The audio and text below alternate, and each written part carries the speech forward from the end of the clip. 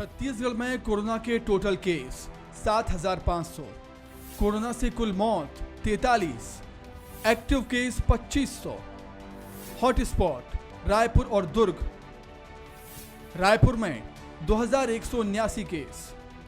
छत्तीसगढ़ में कोरोना संक्रमण के ये कुछ ऐसे आंकड़े हैं जो कि चिंता की वजह बने हुए हैं और इसी को ध्यान में रखते हुए छत्तीसगढ़ के 12 शहरों में चल रहे लॉकडाउन को 6 अगस्त तक बढ़ाना पड़ा है।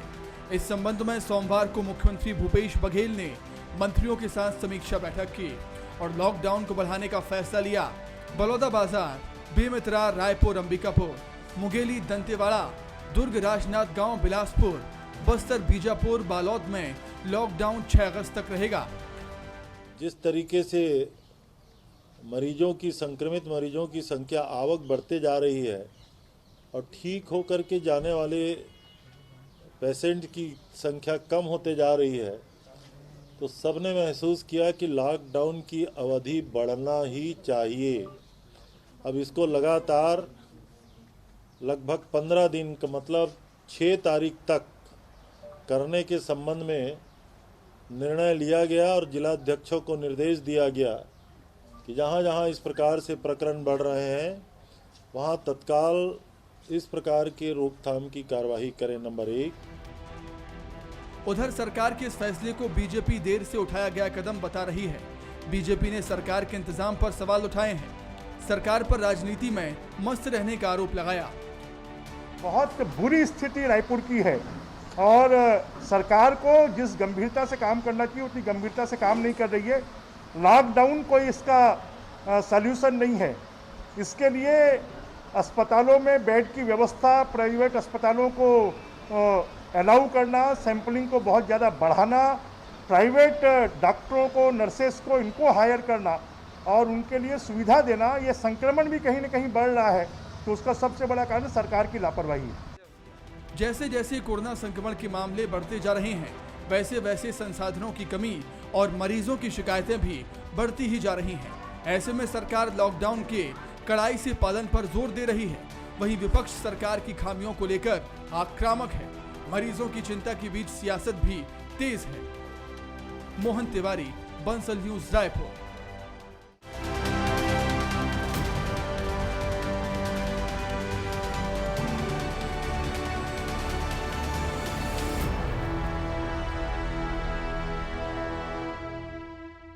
नमस्कार। कोरोना के हालात छत्तीसगढ़ में नियंत्रित होते चले जा रहे हैं।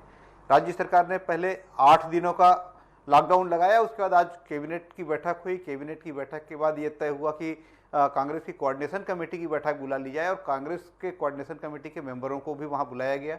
बैठक में तमाम मुद्दों को लेकर चर्चा हुई।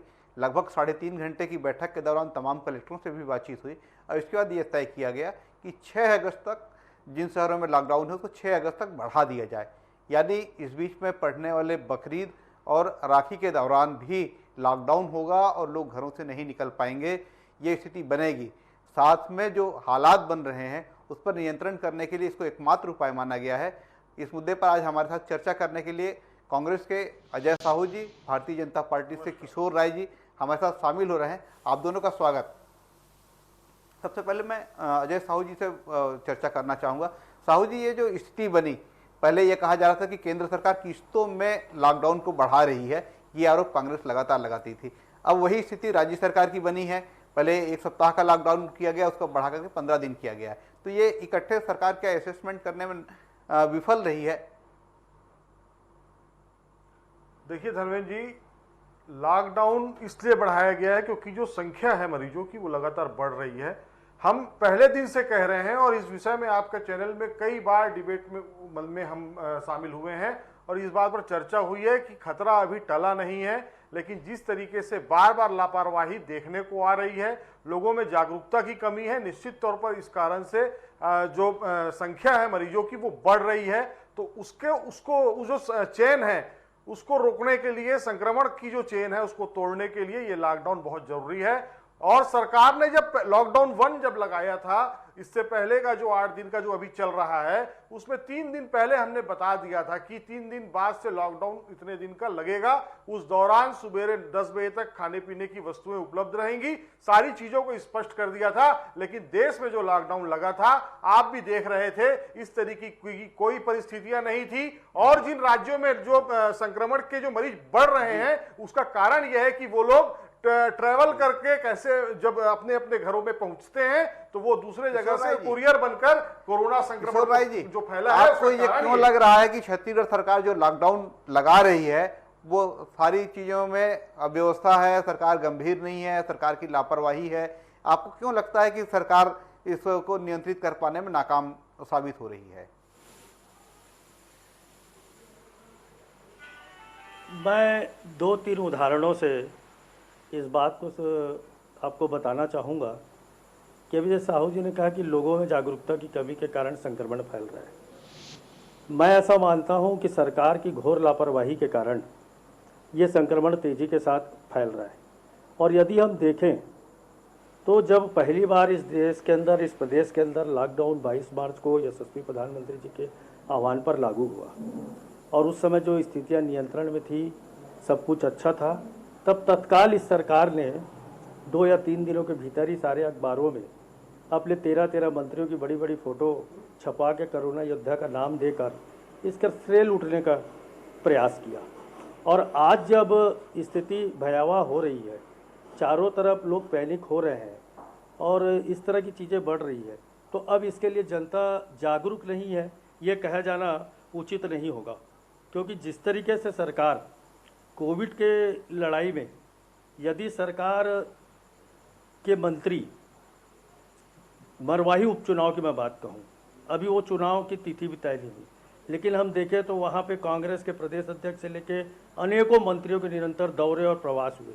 बेहतर होता सरकार के ये नुमाइंदे प्रदेश भर में चल रहे क्वारंटाइन सेंटरों की जगह पे निरीक्षण करते, सार्वजनिक वितरण प्रणाली की जगह पे निरीक्षण करते, लोगों को वो सुविधाएं मुहैया हो पा रही है या नहीं हो पा रही है उस ओर ध्यान देते बनिस्बत इन सब चीज़ों के। और साथ ही साथ हमको अच्छे से याद है कि हमारे प्रदेश के स्वास्थ्य मंत्री जी ने, साहू जी, कहा था कि आने वाले समय में आरोप लगा रहे हैं कि मंत्रियों का दौरा, चुनावी दौरा चल रहा है। 3 महीने दूसरी तरफ में कुछ आंकड़े हैं जिसके बारे में बात करना चाहूंगा कि राज्य में 7,626 से ज्यादा पेशेंट हो गए हैं। राज्य सरकार लगातार अस्पतालों का इंतजाम करने में लगी है। राज्य सरकार जो मरीज है उनके लिए बिस्तर खाली नहीं है तो स्टेडियम को कोविड हॉस्पिटल में बदलने की कोशिश कर रही है। राज्य सरकार प्राइवेट एम्बुलेंस किराए पर ले रही है। राज्य सरकार निजी सिटी बसों को एम्बुलेंस के रूप में इस्तेमाल करने की कोशिश कर रही है। इसके बाद भी यदि इस तरह के आरोप बीजेपी लगा रही है तो बीजेपी से आप कुछ कहना चाहेंगे?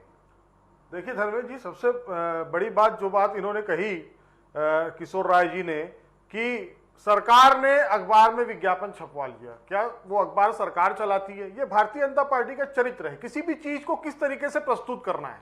मैं चेतावनी, मैं चुनौती देना चाहता हूं आपको, क्या वो जो खबर छपी थी वो सरकार ने छपाई थी?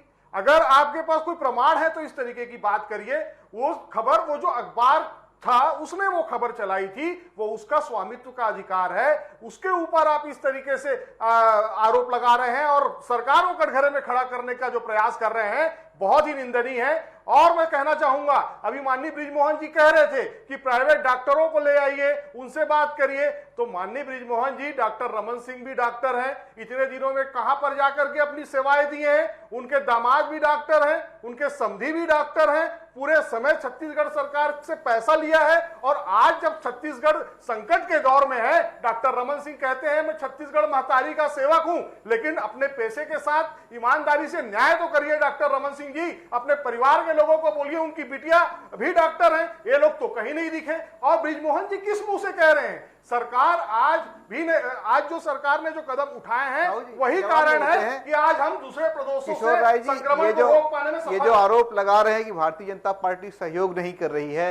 सवाल ये भी उठाते हैं कि केंद्र सरकार से पर्याप्त मदद नहीं मिल पा रही है। जो राज्य को मदद मिलनी चाहिए उसमें लगातार कटौती हो रही है। राज्य के हिस्से का जो संसाधन मिलना चाहिए वो नहीं मिल पा रहा है। और दूसरी तरफ अजय चंद्राकर आज ये सवाल उठाते हैं कि कांग्रेस की राज्य सरकार ने कुल कितना खर्च किया, क्या व्यवस्थाएं की, उसको सार्वजनिक करें। तो एक तरफ आरोप आपके ऊपर है कि आप मदद नहीं कर रहे हैं, दूसरी तरफ ये भी कि सवाल भी आप ही की तरफ से आ रहे हैं। मैं एक ही बात कहना चाहूंगा, आरोप प्रत्यारोप के लिए बहुत सी बातें हो सकती जी है। जी बोलिए आप। और अभी तक केंद्र सरकार ने राज्य सरकार को दी जाने वाली जो विभिन्न तरह की सुविधाएं हैं उसमें लगभग 2743 करोड़ रुपए की राशि आवंटित की जा चुकी है, जिसमें अलग अलग राज्य आपदा सहायता माध्यम है, कोरोना के रोकथाम के लिए है स्वास्थ्य विभाग के द्वारा, और इसके अलावा अन्य योजनाओं में जैसे चना वितरण की बात की गई, अनाज वितरण की बात की गई, N95 मास्क दिया गया, PPV किट दिया गया, ये तो केंद्र सरकार ने दिया। क्या दिया वहां तक की बात तो बनी जाता, लेकिन ये बात बिल्कुल स्पष्ट है कि सरकार ने इसके बाद जिस तरीके का रवैया अपनाया, नहीं, अब आप देख लीजिए कि सरकार को कोविड-19 के खिलाफ 2743 करोड़ लड़ाई लड़नी चाहिए, उसके बजाय वो संसदीय सचिव बनाने में, निगम मंडल के अध्यक्ष बनाने में, उन सब चीजों में ज्यादा रुचि दिखा रही है। बनिस्बत इस क्वारंटाइन सेंटर में करें। हाँ, तो ये सारी सरकार के द्वारा तमाम केंद्र सरकार के द्वारा मदद किए जाने के बाद भी सरकार का जो रवैया दिख रहा है, जो नियमित तौर पर राज्य सरकार को मिलती रहती है।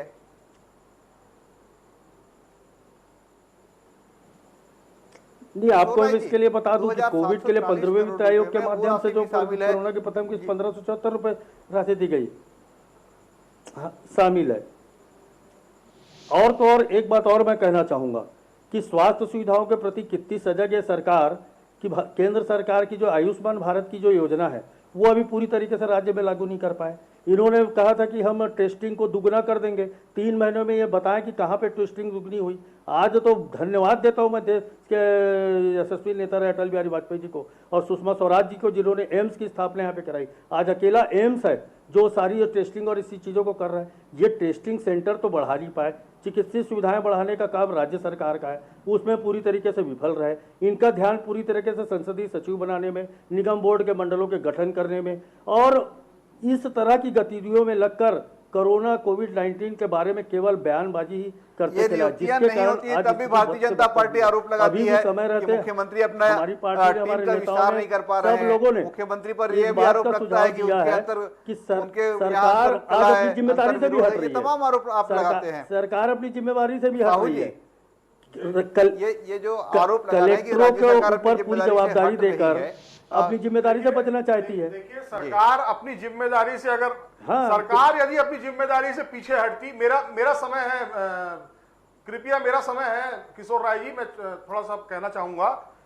अगर सरकार अपनी जिम्मेदारी से हट रही होती तो इतनी तत्परता आपको देखने को नहीं मिलती कि अगर एक अस्पताल के खाने की शिकायत आती है तो हमारा स्वास्थ्य मंत्री जो है वो स्वयं उस खाने को चेक करके उसकी गुणवत्ता की जांच करता है। ये हमारी सरकार के काम है। हमारी सरकार कितनी एक्टिव है ये चीजें बताती है। और आपके समय में मैं बताना चाहूंगा कि डेंगू फैला था भिलाई में और लोगों की जानें जा रही थी और तत्कालीन स्वास्थ्य मंत्री जो आज केवल राजनीति करने का काम कर रहे हैं अजय चंद्राकर जी ने कहा कि मैं क्या वहां पर जाकर इलाज करूंगा, मेरे जाने की क्या जरूरत है, मैं तो रायपुर में बैठ करके काम देख रहा हूं। लेकिन वो गए नहीं, डेंगू से लोग मरते रहे, भिलाई में चीखें निकलती रही, लेकिन स्वास्थ्य मंत्री अपने बंगले से बाहर निकलना नहीं देखे थे। और ये कांग्रेस पार्टी की सरकार है जहां पर एक शिकायत आती है तो स्वास्थ्य मंत्री उस खाने को चेक करता है, नाश्ते को चेक करता है। आप क्या क्वारंटाइन सेंटर की बात करते हैं? आप तो बिलासपुर में रहते हैं, वहां तो शादियां जब होती हैं तो बड़े बड़े शादी के घर होते हैं।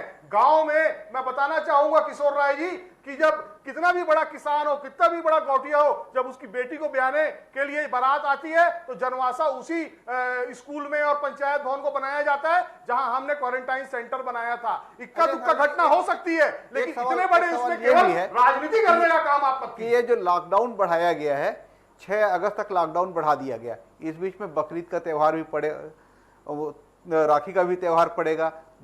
ये ऐसे त्यौहार हैं जो लोगों से मेलजोल के त्यौहार होते हैं। बकरीद का जो त्यौहार होता है, लोग एक दूसरे के घरों में जाते हैं, बधाइयाँ देते हैं, मुबारकबाद देते हैं। कुर्बानी का त्यौहार, इसी तरीके से राखी का त्यौहार भाई बहन का त्यौहार है। लॉकडाउन बढ़ गया तो भाई बहन भी एक दूसरे से नहीं मिल पाएंगे, बकरीद में लोग एक दूसरे को मुबारकबाद भी नहीं दे पाएंगे। तो ये जो है, ये जनमानस के की जो भावनाएं हैं उसको ध्यान में राज्य सरकार ने नहीं रखा। देखिए धर्मेंद्र जी, जनमानस की भावनाएं अपनी जगह है, लेकिन जो खतरा जो है अभी छत्तीसगढ़ में मंडरा रहा है, जहां पर ज्यादा संक्रमण की स्थिति है, केवल उन्हीं जगहों को बंद किया गया है। अगर वहां पर स्थिति विस्फोटक हो जाएगी तो भी सरकार पर प्रश्न चिन्ह खड़े होंगे, लेकिन जो छत्तीसगढ़ के लोगों के लिए, इस प्रदेश के लिए हितकर है, वो निर्णय हमारी सरकार ने लिया है। निश्चित ही इसके परिणाम अच्छे आएंगे। मैं फिर कहना चाहूंगा कि दूसरे राज्यों को अगर आप देख लें तो आपको छत्तीसगढ़ की सरकार पर गर्व होगा। केवल इस सरकार का विरोध करना है, इसलिए किशोर राय जी अगर गलत बयानी करेंगे तो छत्तीसगढ़ की जनता भी देख रही है कि सरकार आपकी जब सरकार थी इस प्रदेश के अंदर तो क्या होता था, और इस प्रदेश के अंदर जब से किसनहा मुख्यमंत्री डॉक्टर भूपेश बघेल जी बने हैं उसके बाद किस तरीके से एक्टिव मोड वाली सरकार आई है, तो छत्तीसगढ़ की जनता देख रही है और इसीलिए आपको 14 में सिमटाकर भेजा है। किशोर राय जी, केवल विरोध के लिए विरोध क्यों? व्यवस्थाएं कैसे बेहतर होगी इसके लिए सुझाव क्यों नहीं? व्यवस्थाएं कैसे ठीक हो इसके लिए ये जो बात अजय साहू जी कह रहे हैं अभी विषय इसका नहीं है अपने अपने क्षेत्रों में भेजा है। यदि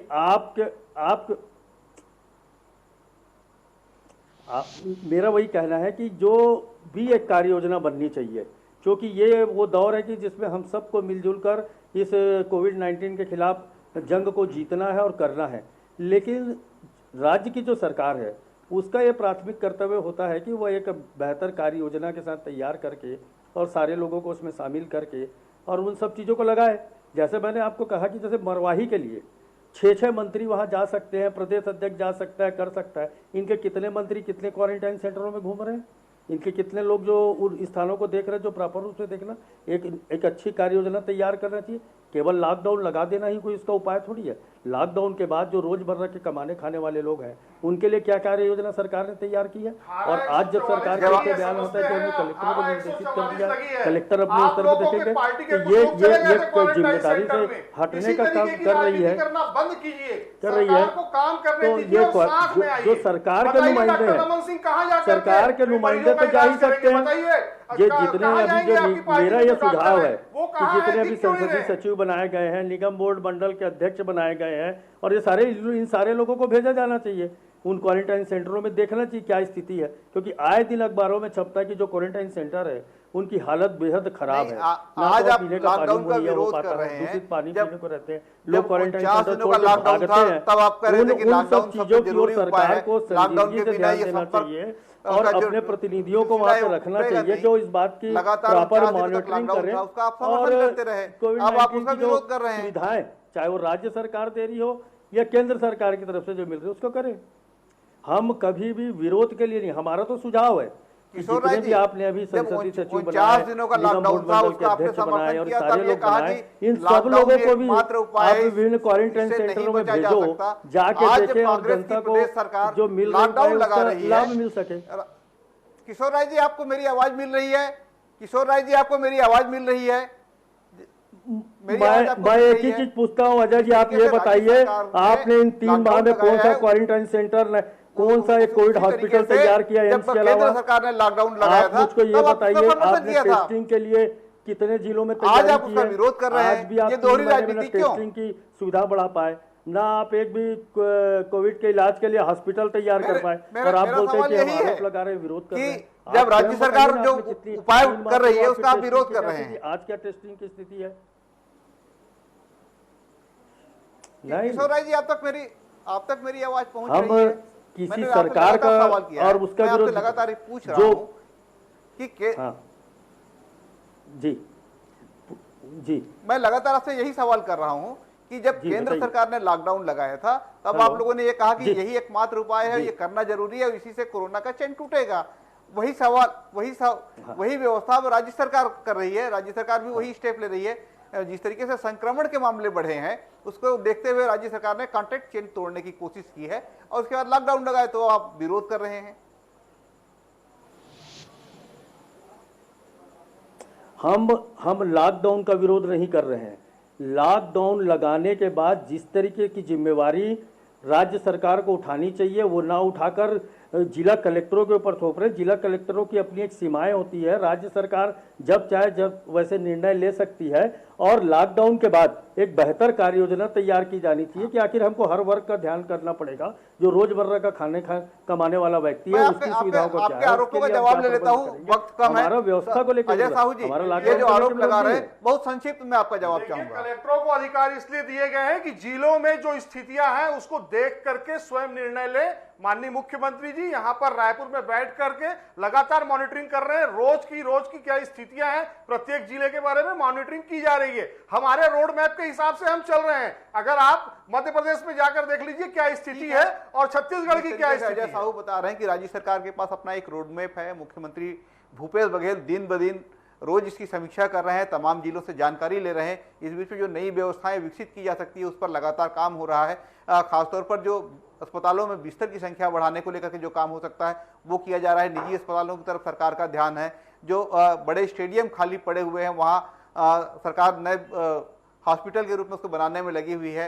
एम्बुलेंस की संख्या कम पड़ती नजर आ रही है, तो निजी एम्बुलेंस को लेकर के सरकार ने अपना काम शुरू किया है। सिटी बसों को एम्बुलेंस के रूप में इस्तेमाल करने का फैसला किया है। जो मरीज डिस्चार्ज हो रहे हैं उनको घर जाने के लिए उनके निजी वाहनों में ले जाने की उनको सुविधा दी जा रही है। तो इस तरीके से तमाम जो सुविधाएं विकसित की जा सकती है, जो उपाय किए जा सकते हैं, ये सारे उपाय किए जा रहे हैं। और खासतौर पर जब तीज त्यौहार बीच में आने वाले हैं, ऐसे में संपर्क बढ़ने की आशंका बढ़ी तो राज्य सरकार ने उसको तोड़ने के लिए 6 अगस्त तक लॉकडाउन करने का फैसला किया है। देखना ये होगा कि राज्य सरकार ने जो कदम उठाए हैं उसके कितने सकारात्मक नतीजे सामने आते हैं।